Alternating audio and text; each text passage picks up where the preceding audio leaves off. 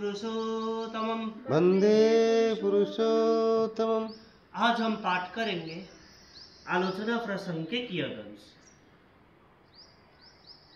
श्रद्धेय प्रफुल्लदा परम प्रेम में श्री ठाकुर को पूछते हैं, पति यदि निर्दय, प्रीतिहीन और बद मिजाज रहे तो पत्नी की भी तो एक ही दशा रहेगी। श्री ठाकुर उत्तर देते हैं, पति यदि ऐसा हो भी और पत्नी यदि थोड़ा सहनशील, धैर्य, अध्यवसायी और बुद्धिमत्ता सहित उसके कुछ दिन सेवा करती रहे तो पता चलता है कि पति दूसरों के साथ जैसा भी व्यवहार करे, धीरे धीरे पत्नी के प्रति अत्यंत सदय हो जाता है। पुरुषों से सदा स्त्रियों की प्रशंसा सुनी जाती है, वे लोग थोड़े में ही खुश हो जाते हैं। परंतु लड़कियां यदि अपनी इच्छा से स्वामी को प्रेम ना करें एवं इस प्रेम और आत्मत्याग में ही जो सुख है उसे यदि अनुभव ना कर सके, तब पुरुष लाख करने पर भी, लाख अच्छा व्यवहार करने पर भी उन लोगों को खुश नहीं कर सकता। जब भी उनकी कोई विशेष इच्छा की पूर्ति नहीं होगी, तभी अनुजोग अभिजोग का विलाप आरंभ कर देती है।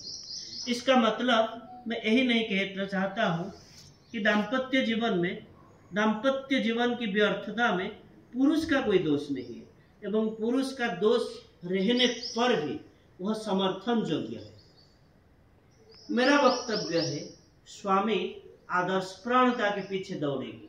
स्त्री, पुत्र, परिवार और बृहद परिवेश सहित जहाँ पर जो करणीय है उसे उपेक्षा किए बिना एवं स्त्री स्वामी को तोषण पोषण करते हुए उसके पीछे दौड़ेगी। इस तरह से यदि चलते रहे तब स्वामी स्त्री का संपर्क सहज और प्राणव उत्साहित हो जाता है। परंतु पत्नी यदि चाहती है कि पति उसको खुशामद करके चले और उसका शौक खुशी पूरी करने में अपना सर्वशक्ति से नियुक्त रहे, वैसी परिस्थिति में पति पत्नी कोई भी खुश नहीं रह पाएगा। अनेक परिवार में देखा जाता है कि पति सिर्फ प्रयोजन पूर्ति करता है, पत्नी बाल बच्चे सहित अपने मन मुताबिक चलती है।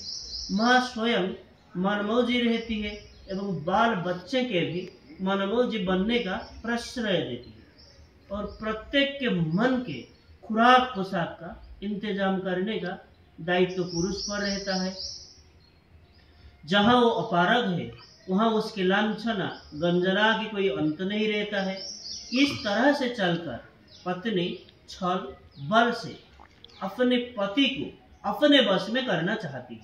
सोचती है उसके दल में, उसके बस में उसके बाल बच्चे तो है ही, फिर चिंता क्यों है। परंतु बाद में पता चलता है जिस संतान संतति को जो इस तरह से प्रवृत्ति के पथ पर परिचालित की है, वे सब बड़े होकर पहले माँ को ही अवज्ञा करना आरंभ कर देते। पिता तो पहले ही तिरस्कृत था, अब वे सब बेपरवाह है। तब पत्नी को समझ में आता है कि स्वामी के अलावा उसका और कहीं भी आश्रय नहीं है। इतने कांड के बाद पति के प्रति लगाव होने पर प्रायः ही देखा जाता है पति उसको अनादर नहीं करता। बहुतों को देखा हूँ, पति को जीवित अवस्था में बहुत यंत्रणा देती है, पति के मरने के बाद पति के फोटो को पूजा करती है। इसमें भक्ति कितनी है उसमें वो तो मैं समझ नहीं पाता हूँ। भक्ति प्रेम रहने पर वहाँ वास्तविक रूप से सहन, वहन, सेवा, आत्मत्याग और आत्मनियंत्रण रहेगा।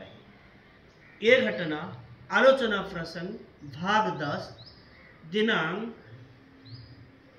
18 जनवरी 1948 से लिया गया है। आज के लिए इतना ही। वंदे पुरुषोत्तमम्। वंदे पुरुषोत्तमम्। जय गुरु।